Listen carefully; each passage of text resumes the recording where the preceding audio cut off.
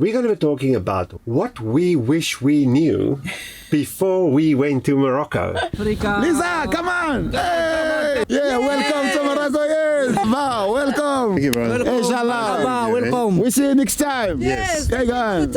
No problem. Marhaba. Welcome to our channel. We're Andre and Lisa, married South African-Italian couple who have been traveling together for 20 years, exploring more than 50 countries. Since 2018, we've been full-time nomads, with our goal being to make travel a sustainable long-term way of life. For the past 3 years, we've been winding our way around Europe with our 21-year-old motorhome, Billy. We're starting 2024 with an exciting adventure to Morocco, and although our plans for the year might change, we're hoping to visit Sardinia for the first time, get back to Denmark for summer, then make our way via Eastern Europe to Greece for the winter. So hit that subscribe button and join our adventure. Welcome to our channel, and I almost said welcome to Morocco, but we are not in Morocco anymore. We have left Morocco, but we are so proactive. We are squeezing this video in directly after we've left Morocco. So just quickly, if you haven't seen any of our Moroccan videos, we just completed a 2-month trip with our motorhome through Morocco, and there's plenty of videos about our journey there. This video will not be destination specific, so we will not be talking about where we went, what we saw, what we did. We're going to be talking about what we wish we knew before we went to Morocco. We visited Morocco for almost 2 months, from the middle of January to the middle of March 2024. We spent a total of 52 nights, so just shy of 8 weeks, and we spent our time in 18 overnight locations, of which 16 was paid. We traveled just over 3,000 kilometers, and we took a route starting in the north at Tangier Med, heading inland and did a slowish clockwise loop. Starting with the inland, aiming for Merzouga Desert, and then ending along the coast. And we will be talking about our expenses for this trip, so if you're interested in that, stick to the end of the video where we will tell you how much we spent on all the major categories. So in the video, we're going to be talking about preparations for departure, sullen data, the roads, camping, parking, water, money and ATMs, cash, fuel stations, LPG gas, laundry, food and supermarkets, privacy and safety, bins, litter, stray animals, alcohol, and of course our final thoughts. Let's just start with preparations. So before we set off, we did all the homework we could, and there's quite a lot of information available, but it's definitely unique to you as an individual. It depends on the country where you come from. Like, for example, implications of insurance for your vehicle. Are you bringing pets to Morocco? Just quickly, departure ports. You can go from France, even from Italy, all the way to Morocco. The cheapest, fastest is probably Tangier Med from Algeciras in Spain, or you can go from Tarifa, also directly to Tangier or Tangier Med. And then you also have the option of going to Quetta, the Spanish corner of Morocco, so to speak. We went from Algeciras directly to Tangier Med. From all our research, it showed it's the most efficient, with the most departures and most value for money options. We took the Facebook suggestions because, if you don't know, it's actually a very helpful resource. There's a good Facebook group called Van Life Morocco. It's actually a very good help section. We get a lot of these answers already. You can buy tickets online. You can go to the port and you can buy tickets directly there. As you approach the southern part of Spain, you'll see ticket booths everywhere. For us, the easiest was to go to Algeciras.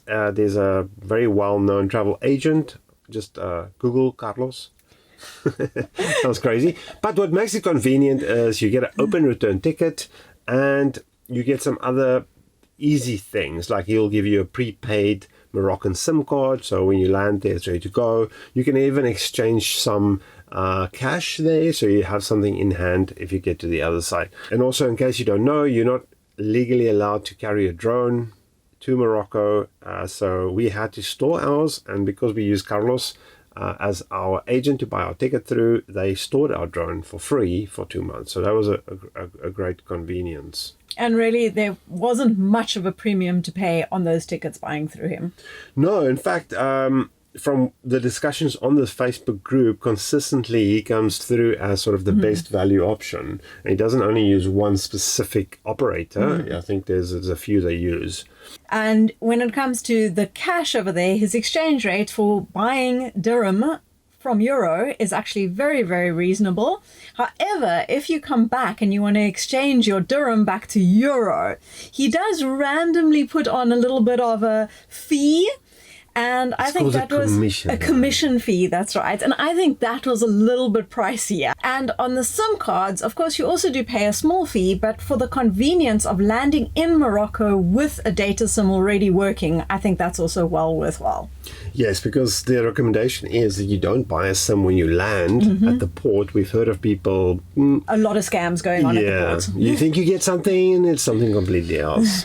Just on Salendata, that's our next topic. Now, there are a bunch of major operators. For us, the easiest for day-to-day was to use Maroc Telecom. And this is actually the SIMs we got from Carlos before he departed. And it roughly equates to about €1 per gigabyte of data. So 10 roughly dirhams per gigabyte. And you can recharge it quite simply by buying little recharge vouchers.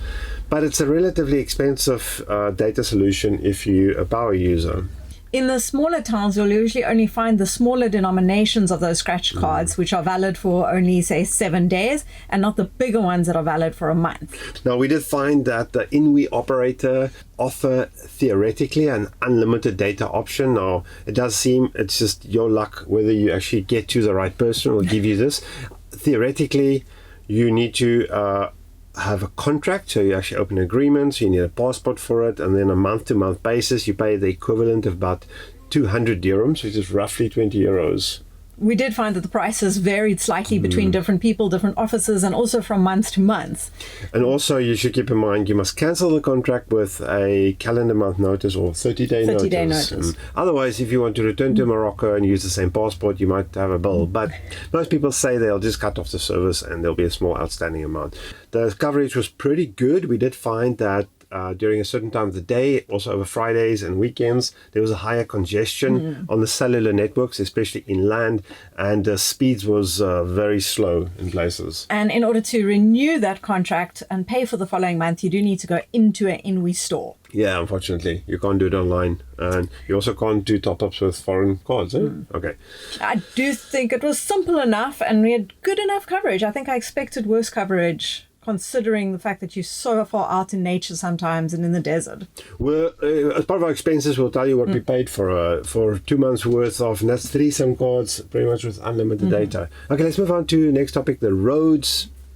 It's a funny thing, depending where you ask, people say, what's the quality of the road from here to there? Then people say with some indignity, these roads are fantastic. I drove it with my 9-meter motorhome, no problem. And then we've just driven it. And then another guy says, you'll definitely need a high clearance vehicle, and it's hip and bends. And, it's all about, I suppose, your expectations. Your perspective and your tolerance. Now, we went east. So we went inland, and I think a lot of people actually take the route towards the coast when they land in Tangier Med, and you will have the benefit of the good roads. First, yes. So slightly more easy and easing your way into Morocco if you go along the coast first. And a lot of these roads, the major roads, are tolled, and they are brilliant roads. It's dual carriageways all the way. You do pay a bit of a premium for it. I think it's well worth it if you have the option. We mostly stuck to N roads, I think, the major roads, national roads, and they were good. But in places, I was quite horrified at the amount of construction, the poor road surfaces, the potholes,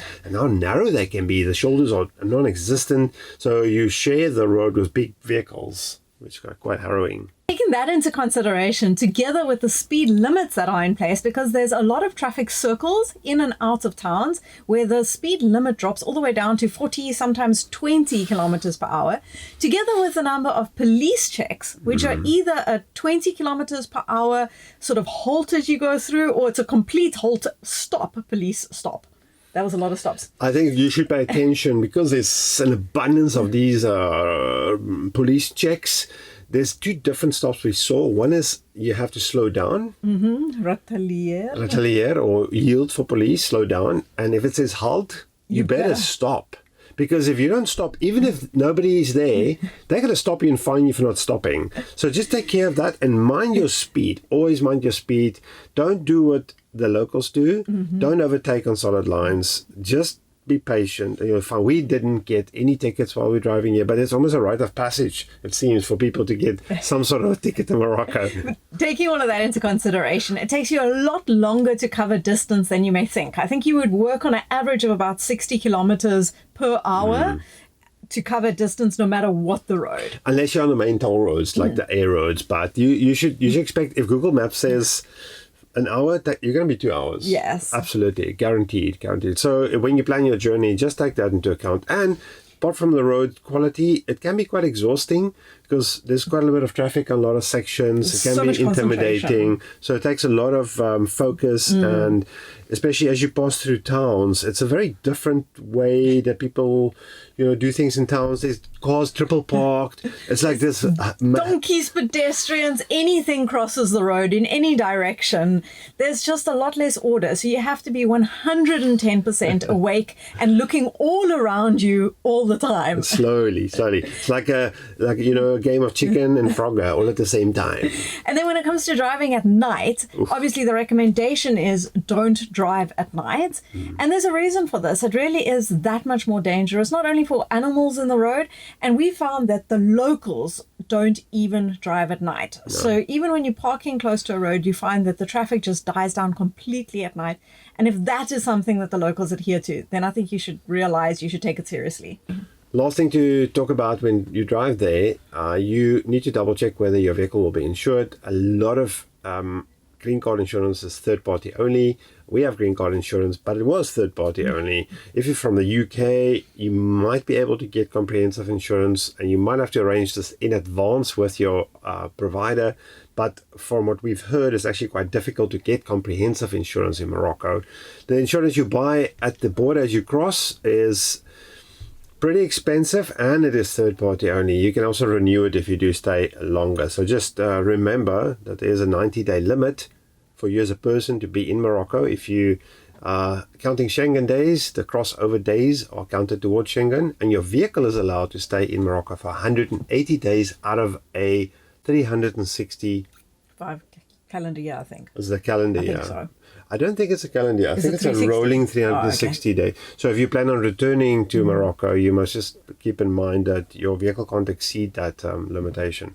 We'll get to the safety aspect of Morocco, but the truth is most of your risk in terms of safety is probably while you drive. And not only because it's dangerous, it's just you could find yourself in a remote location, and if something does happen, it's that much more difficult to actually make your way to efficiently and fast to somewhere where you need or can get medical assistance.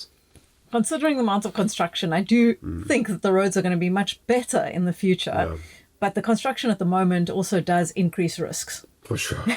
Let's go on to wild camping. Okay, so accommodation pretty much consists of three things, eh? Wild camping, parking, and campsites. So wild camping is definitely not that easy, specifically along the coast. And we are hearing more and more stories of people being moved on by the police. And it's not done at 9 or 10 p.m. in the evening. It's usually done at about midnight, 1 a.m. Where we've also heard allegations the police will very kindly escort you to the local nearest campsite, which seems like that's a little bit of something's going on there, although we can't confirm that.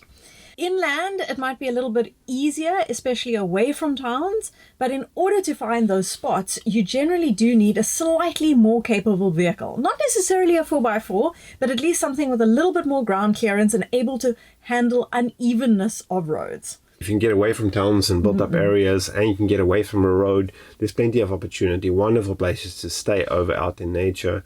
The truth is just, if you find yourself along the coast, it's that much harder, especially from like Agadir north. Yeah, I think that's the really tricky part, and it seems to be more of a clampdown, I think, lately.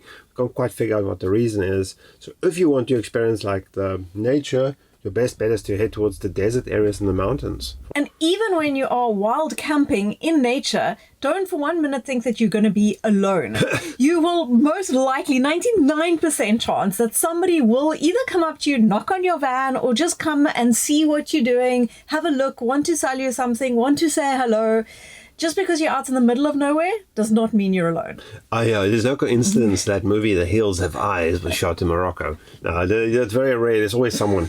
Okay, guarded parking. So what is guarded parking? A weird concept, isn't it? It's effectively all parking.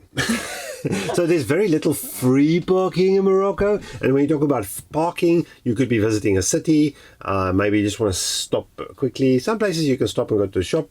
But a lot of the touristy places have what we would consider to be sort of an informal system where there's a dude with a brightly colored reflective vest and there's like a price.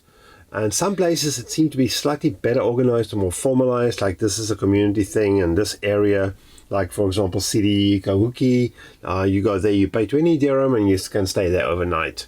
And you go to Tafrut, there's this massive palm grove areas. That's clearly also like a community initiative of some sorts, and it's quite an efficient way and cheap way to do it. A lot of times there's sort of more informal places like just outside the city walls or close to the Medinas where there may or may not be someone during the day and definitely won't be someone at night, but it gives people a place to sort of park together and actually overnight. Now the one thing to keep in mind that there's no guarantee that overnighting is allowed where you park, even though that dude in that reflective vest said it's okay. And took your money. And took your money, of course. So just remember that. Now, it can be a convenient way to save some money as well, and but it's effectively just parking. Let's talk about campsites. We predominantly stayed in campsites for a couple of reasons. Now, campsites are much cheaper than they are in average in Europe. You would say roughly around €10 per night for 2 people and a camper. Electricity is normally in addition to that, although some places will include it. But the campsites, the quality of them and what you can expect is really very, very varied. We found some lovely campsites, which are nice, big, spacious pitches where you could really relax. Maybe you even had a view, had laundry facilities. We'll get to the laundry in a minute. And then we found other campsites which were really terrible. They were just parking areas with dirty sanitary and not offering very much. A campsite offers you a place to overnight, usually much quieter than a parking area would because there aren't other people walking around, or there are usually less stray dogs within a campsite. But it doesn't necessarily offer you beautiful, clean sanitary as you would expect in Europe. If you use your own facilities, then campsites are great. If you've watched our previous 12-month recap of our trip through Europe, in the whole year, we only paid for parking, I want to say 6 times. I think 6 or 7 nights. 6 nights in the whole year. So we don't go to campsites. We don't go to paid parking if we can avoid it for a number of reasons. And this, to us, was probably the biggest shift in mindset going to Morocco, because we don't feel like we get anything in return. Now, there are some exceptions, like we went to Marrakesh and, we wanted to leave our vehicle in a nice secure area. We want to be able to sleep well at night without too many disturbances and vehicles driving around us. So in those cases, that's what the benefit we get. We don't make use of the facilities because we prefer to use our own shower and our own toilet and our own everything. So generally that's just the choice we make. So we feel like a little bit like our hand was forced. And not only that, but very often these campsites are trying to squeeze as many people as possible into the space. So you parked very, very tightly with your neighbors. It's not a campsite. It's just a motorhome parking, really. And I think one's got to remember that camping isn't really a big thing in Morocco. The campsite industry has sort of developed as a demand from the tourism more than anything else. I mean, just to lead on to it, we never plugged into electric at any campsites. Now, it's not because I couldn't, because a lot of time it was included. Often you had to pay extra for it, but we completely off-grid. We're self-sufficient with energy, and if you have a shortage of energy, it does make sense. But one thing to notice, a lot of people do seem to prefer using some form of a voltage regulator, as there can be times when the voltage fluctuates depending on where you find yourself. And we did find that in some campsites, the electricity would quite often trip everything. I was trying to do laundry at one campsite, and it happened twice that the laundry would just trip and then the laundry machine stops and there's no electricity to the whole campsite. So no matter what some people might say, if you want to use electricity in Morocco campsites, you're best off to use a voltage regulated to protect your electronics. Now, we mostly use gas, so that was never an issue for us. Or the other thing to note is, don't think you're going to go to a campsite and use their Wi-Fi. Yes, there might be Wi-Fi. In yes, theory. it might be okay. I don't think that should be motivation enough to do it. Now, the disadvantage of going to campsites is you can't go out late at night. Sometimes the gates will be locked. We actually had an incident where you want to leave the campsite to go on an excursion. Very exciting excursion at 6:30 in the morning. And the gates were locked. We couldn't get out. So it was very strange. But that's not always the case. And one more thing to note about campsites is they function a little bit differently to most of Western Europe in that they don't generally take reservations. So usually it's you rock up, see if there's a place available, and if there is, it's pick your spot, and if not, move on to the next campsite. So this is particularly if you're traveling in a group, you might find this a little bit challenging to find spots in peak season for a large number of vehicles. All right, let's move on to the next topic, water. Also fairly controversial. People say they don't even drink tap water in Europe. So I'm not suggesting anybody should drink tap water. We drink tap water, and we've traveled the world quite a bit, but we normally, when we travel in Asia, we would still filter our tap water, but we still prefer to use tap water. In our motorhome, we found that it becomes very cumbersome to lug around plastic, so we've installed a pretty decent filtration system. If you don't have one, I wouldn't recommend drinking the tap water. And to be honest, the bottled water isn't that expensive. Now, what we've done is, as we entered, we went inland, and we found the quality of the water initially to be quite good. Pretty good. I mean, we went all the way up to Tough Root, basically, drinking the water that we were putting in our camper through our filtration process, and it was perfectly fine. It was the taste of the water then that started bothering us. It became very, hard or soft? Very salty. There was a saltiness as you got close to it, so it just, I don't know, brackish. Brackish, salty, yes. So it didn't taste good even when making coffee. So then we bought bottled water, like you say, very cheap. It is a bit of a pain. It's actually not that cheap compared to European prices. I mean, like in Spain, you can buy like 7 or 8 liters of water for under €1, and there you spend €13 for 5 liters. 13 dirham. Oh, sorry, 13 dirhams for 5 liters. And you're contributing to this massive plastic issue because there's no recycling there. Now, we never found a problem to get water. No, not at all. There was always water available. Now, Morocco is going through a massive drought, and there's areas which hasn't seen any rain in like 7 years. So we need to be a little bit more aware of how much water we use and what we do it. And ironically, in a way, I think, if you go to campsites, we shouldn't take the availability of a shower for granted and just be completely liberal with it. We should be more responsible. So drinking water, I don't know. It worked out for us until we hit the coast, and after that, we just switched to bottled water. Next topic. Money and cash. We found one bank, and that is the Morocco Post Office, which has the Al Barit Bank. So you don't need to go into the post office. Just outside the post office always is the Al Barit Bank with an ATM, and they don't charge any fees at the ATM. Of course, your bank might charge you a fee, so you need to check that. And in Morocco, cash is most definitely king. It's terrible, it's dirty, but it's all they use mostly.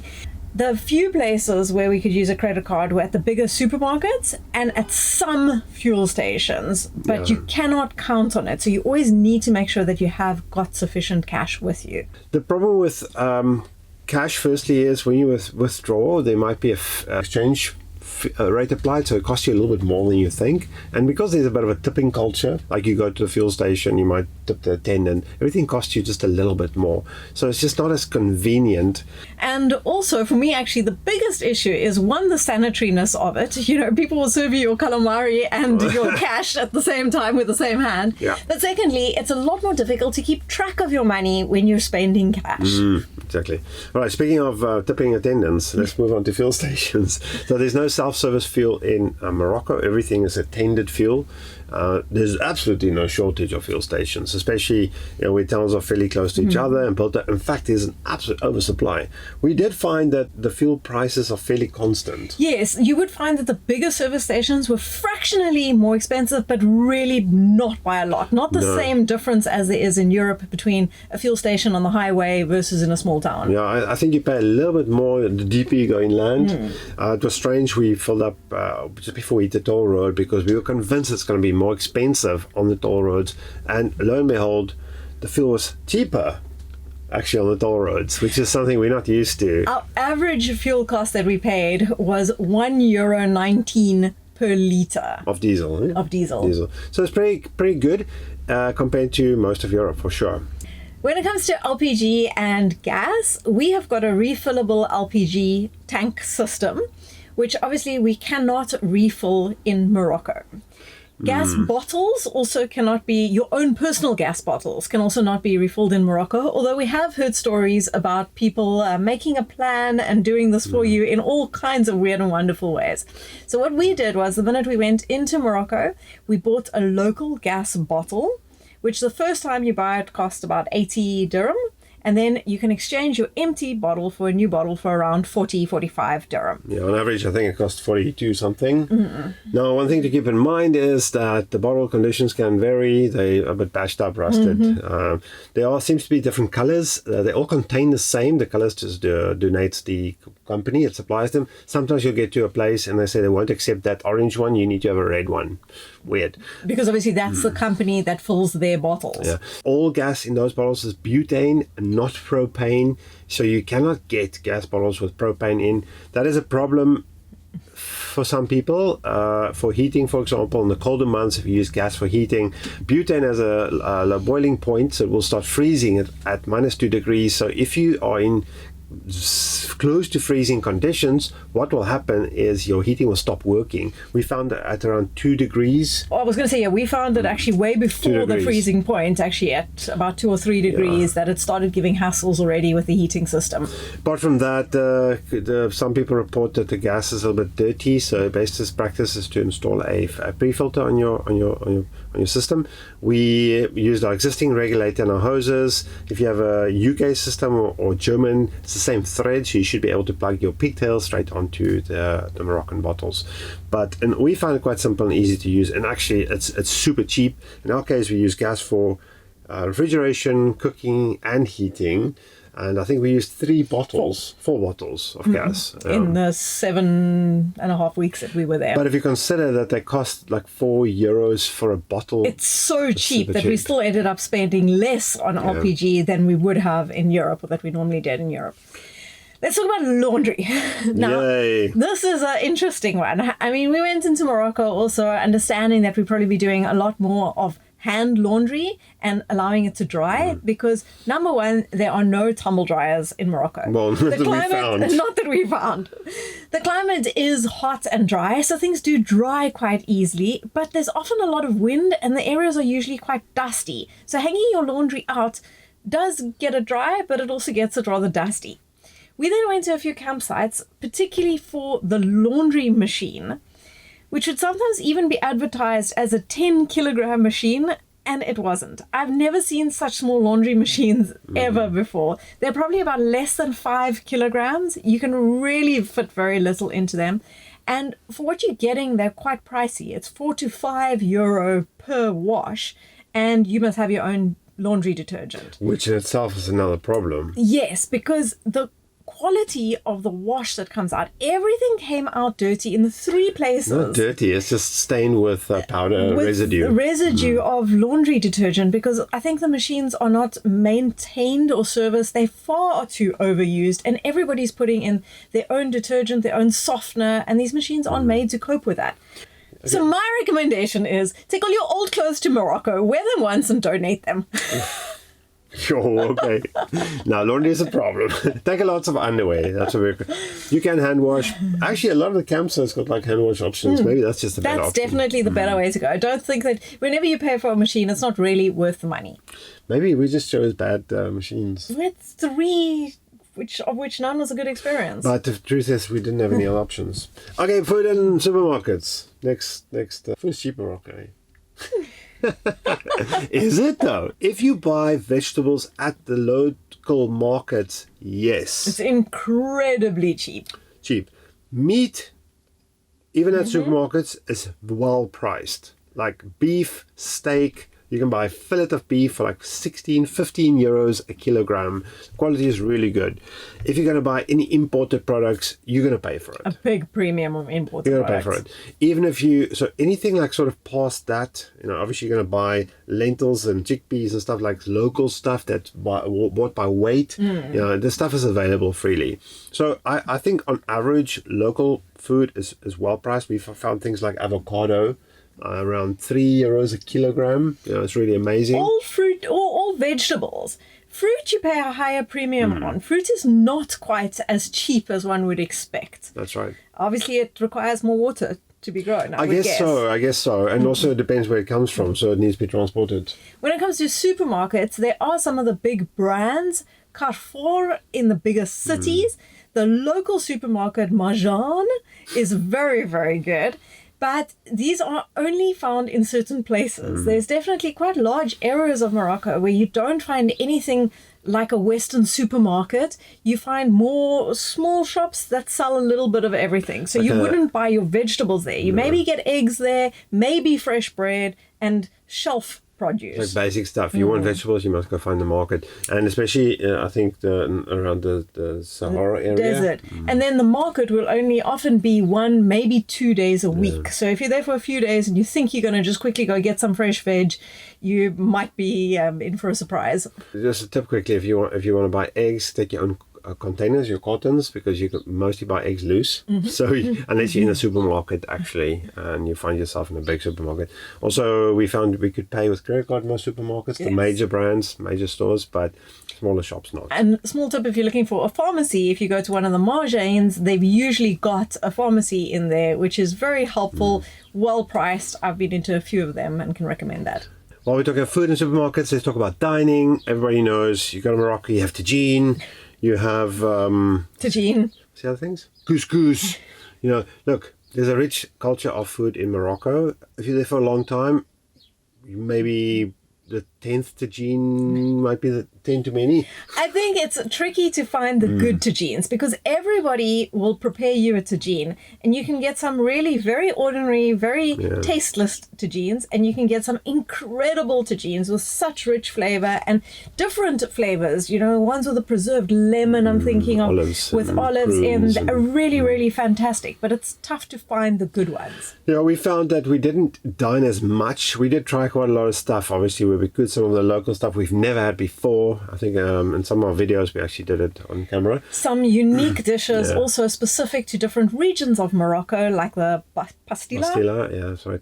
Although it's relatively cheap to dine, it's not super cheap.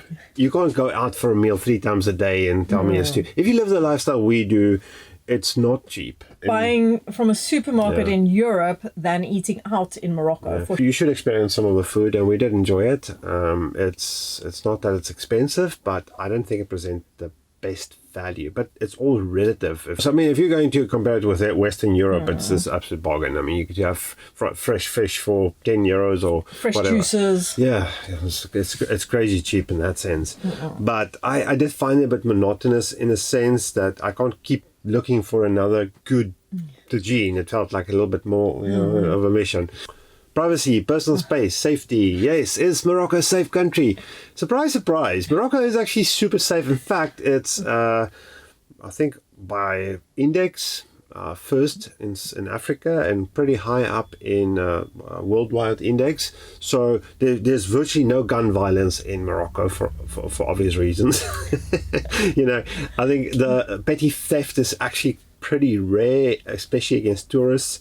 The most harassment you would experience are in the Medinas, but the odds that you'll get physically assaulted is super slim. Or except if you go into Ait bin Adu and you get in the wrong entrance, somebody might get physical with you. I did have a little guy grab me, and that was quite a strange experience. More surprised than anything else.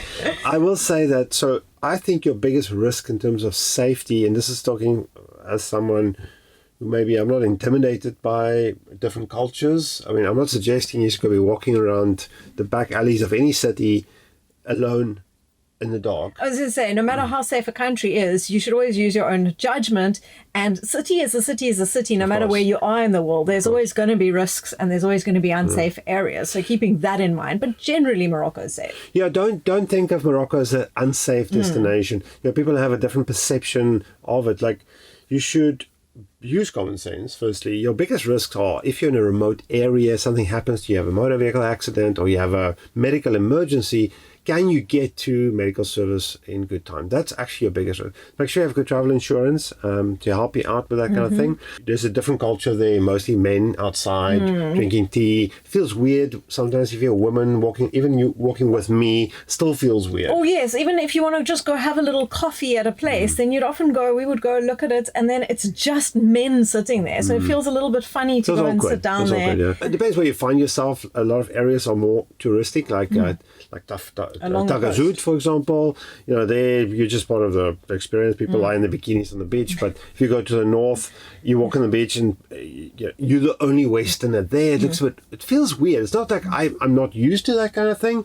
You got to adapt the way you dress. You got to adapt the way you act. You just got to think about what people expect of how you should behave in public. And realize that you might feel a little bit out of your comfort zone and that you might draw a little bit more attention to yourself than you would, even if you're not trying to.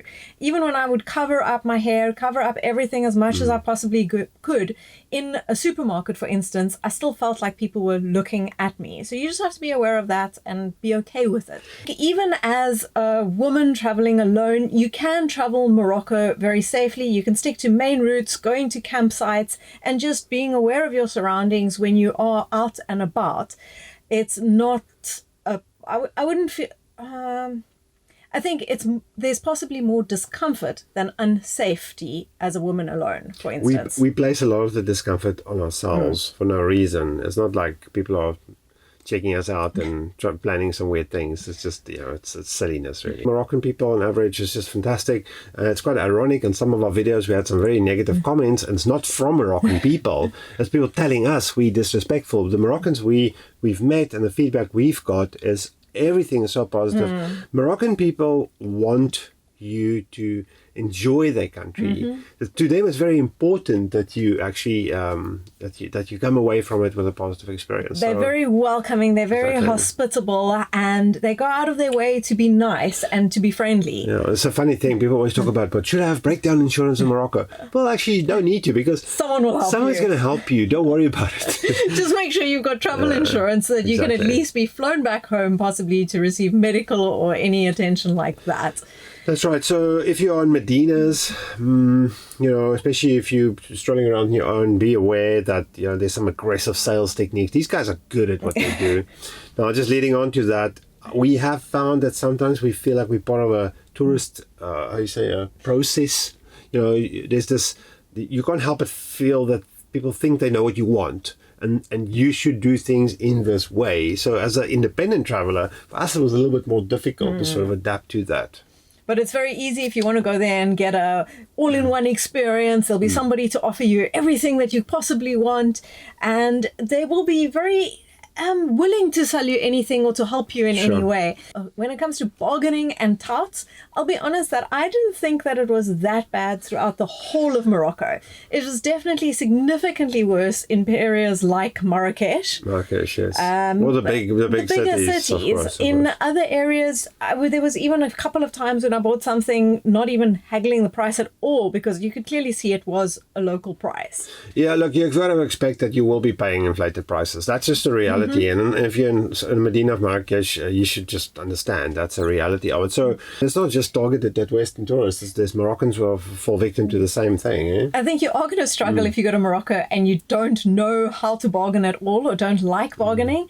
But I think it's something that you should just try. And as long as it's always done in a good mannerism and in good jest, then it doesn't have to be a hard bargain. It's just about bargaining a little bit. It's part of the culture. Part of it, exactly. Quickly, bins, litter, stray animals. You can find bins mostly anyway. There's some regions where we actually struggled a little bit, but if you keep your eyes open, you will find bins. Now, if you drive through Morocco, you'd think the world is your bin.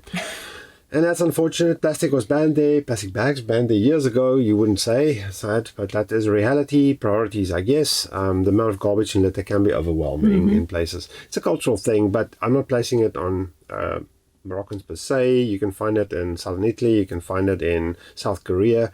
Doesn't really matter. It's just one of those things. If you want to get rid of your garbage responsibly, you can. I don't think there's recycling. No. There does seem to be a sort of a deposit system on the big plastic bottles. And you'll find kids collecting big plastic bottles. I think they'll get like 1 dirham. And that's a good for it. thing. The other thing that's probably the worst part about traveling by motorhome is the amount of stray animals. And it's not that I don't like the animals. Generally, we find the dogs to be very friendly and sort of, they stick with you. During the day. During the day. At night, they change. They turn into werewolves and start howling at each other and at the moon. And under your van. And It's quite intense. Now, it's a real problem because there just isn't enough of a system in place to deal with it. Yeah, so if you are traveling with your own pets, this is something that might be a problem. We've also actually heard of a few people that got attacked by dogs because they had a dog with them. We actually heard of people whose dogs got attacked by cats and people who got attacked by cats. So just use best practice and common sense. This is a country with rabies, so make sure you prepare for that kind of thing. Alcohol. Yes, we thought we were going to go to Morocco and not drink for 2 months. Yay, lose some weight, get fit. But then we ate all the bread and then we got depressed. And then we accidentally walked into a Carrefour cave. Yeah, so you can find alcohol. Alcohol's not illegal in Morocco, and you'll actually be surprised that there's a really good local beer. And there's a lot of vineyards, especially around the Meknes area, that produce brilliant Chardonnay, rosés, and we've had a couple of good red wines as well. So you can find alcohol. The local stuff is not that badly priced. We actually found pretty decent for value, yes. So we, on the recommendation of someone who actually drinks wine, we tried some of the local red wine. We got some pretty good wine for about 35 dirham. 40 dirham, so it's like under €5 a bottle, so it's a little bit more that you would pay for like cheapish red wine in Spain, but still not bad. If you're looking for one of the European wines, you're not going to find much for less than €10 a bottle. No. So that was a good find, and it helped to have a recommendation. Absolutely. So it is possible. You just got to find the right spot. In fact, just go on Google Maps and type in alcohol or liquor store, and it'll pop up. Now this is the part you've all been waiting for. How much did we spend? Accommodation, we paid for all but 2 nights. We stayed in 18 different places and it cost us an average of €6.50 per night. Transport. This includes fuel, where we paid an average of €1.19 per litre. We travelled 3,075 kilometres distance total. We took every toll road that we could when we had the opportunity, which was 9 different sections.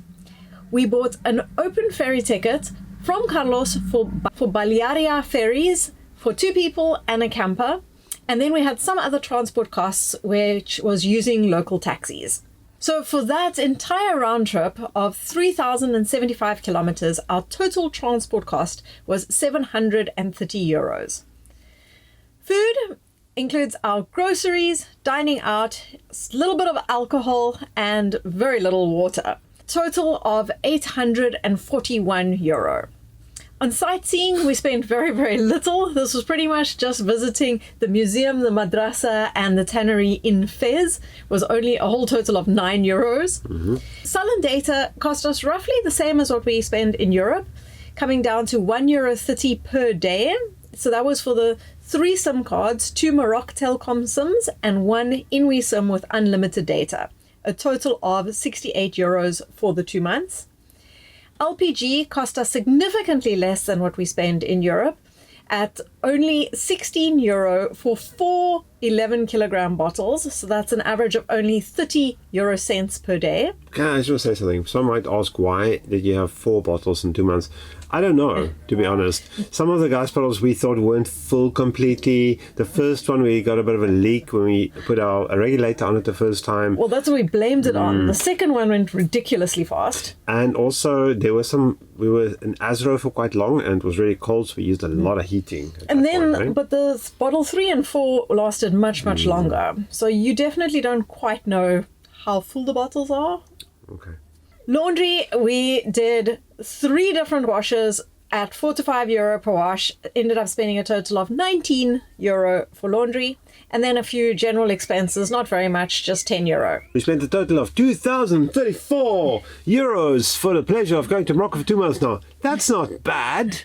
No, Considering the distance we travelled. Well, it was 3,000 kilometers. So ignoring the wear and tear on our motorhome, the fact I lost a camera and a gas level sensor, and a few other, and my sanity. And considering that we did have to, or we felt that we had to, we ended up staying in campsites pretty much every single night. No, so I think just to bring it back to our normal costs, it's like there's definitely a lower expense on our normal food expenses. We did also have a lot of food from Spain, which we stocked up on bacon, for instance, and a couple of other groceries. We went over with a full fridge. But that's included, yeah. Oh yes, it is included. It is included, that's true. yeah. So we added what we took with us as well in From Spain. So it is included. So spending significantly less on food, but spending a little bit more on accommodation and a little bit more on transport because we covered much more distance than we normally do in Europe. We ended up spending less than 40 euros per day. If you watch a video we put out about 2 months ago, we did a 12-month report on our previous 12 months full-time motorhome. We came in at under 30 euros a day. And comparing it also with the previous 12 months where we were at roughly 35 euro per day. So ballpark, not bad, considering we had to take a ferry, etc. All right, let's wrap this up. So final thoughts. If you are looking for something close to Europe, but that's different. If you're looking to experience a new culture, to have a little bit of an adventure, then I think Morocco is really right on your doorstep, and it's very, very different from Europe. Yeah, there's no comparison, and it's actually the convenience that you can drive yourself there, and it doesn't matter whether you drive a motorhome or a car, it doesn't matter. And it's easy enough to get a ferry there and back with flexibility. So should you go to Morocco? Okay, if you want to escape the brutal winter of Northern Europe, if you are British, because you have a lack of Schengen days, and even if Spain gets a bit too busy, which it does, Morocco is a fantastic option. I think once you've been there once, and this is sort of my reflection on it, and you might go back and do it a little bit differently. You might choose 1 or 2 locations and spend more time there and just slow it down a little bit. Now, the weather is probably for us the major benefit of that time of the year to go to Morocco. I think you have to be very mindful of not going there when it's too hot. We had very, very good weather for the months that we were there. Yeah. And very comfortable weather as well. For sure. But it's actually quite hot at the later point. And you might ask, is it necessary to travel that distance? Do you need to get that far south?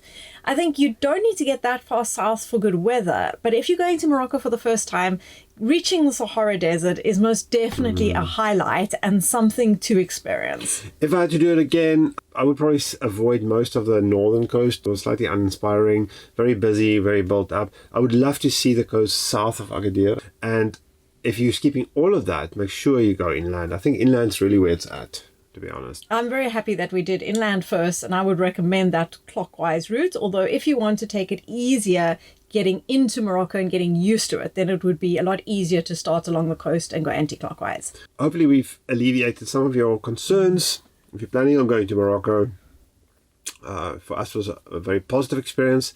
Not sure whether we would do it again because there's so much else in Europe to see. There's so much else in the world to see. Exactly, but I'm very glad we did do it and took this opportunity to do it. So if you have any questions, feel free to drop them in the comments and we can see if we can help you with that. We'll probably put this out as a blog post on our website as well. And we'll also put our budget report on our website so you can get some more detail and information on Morocco if you're interested. And next week, we'll be back to traveling Spain. So make sure that you're subscribed. Click the thumbs up button if this video was useful. And we'll see you next week in Spain. No. Click the thumbs up anyway. This is a lot of work. Just do it. Just do it. You know you want to. Do it. Do it. Just like I did. Wink. I'll see you next time. Bye-bye. Bye.